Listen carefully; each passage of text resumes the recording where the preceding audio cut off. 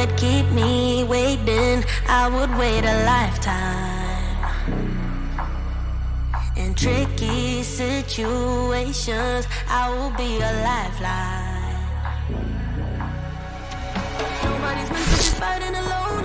That's why I'm taking you home. I never felt something like this before, I know.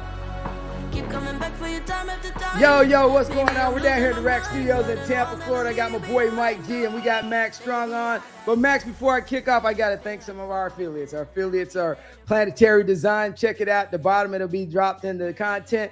And also, check out UMP Sports, better known as Beverly Empowerment Sports, where they get the protein you need to get swole up. Max, how are you doing, my brother? I'm doing great. We already talked about that this morning, man. We've been dealing with some pretty crazy shit already, but I'm just so blessed and honored to be on here with you guys.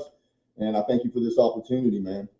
Hey, Max, we were talking earlier, and a lot of people don't know your journey. You had a journey with dealing with different things. You've been to prison. You've dealt with different groups that, today you're not affiliated with, and you went through a journey, man, to get to the man you are today, which I really appreciate you coming on because you are nothing but power, dude. I love the content you're putting out, the positivity, but here's the deal.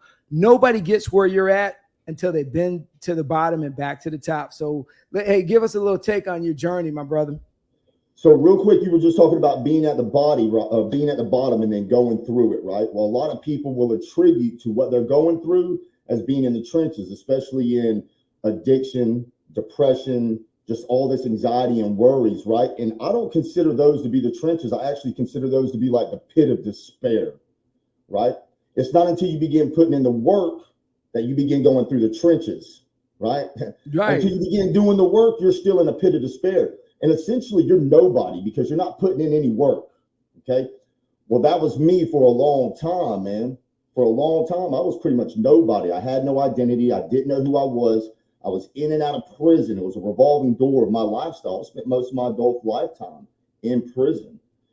And so I just really felt like I wanted to leave a legacy, and I didn't care where it was or with who.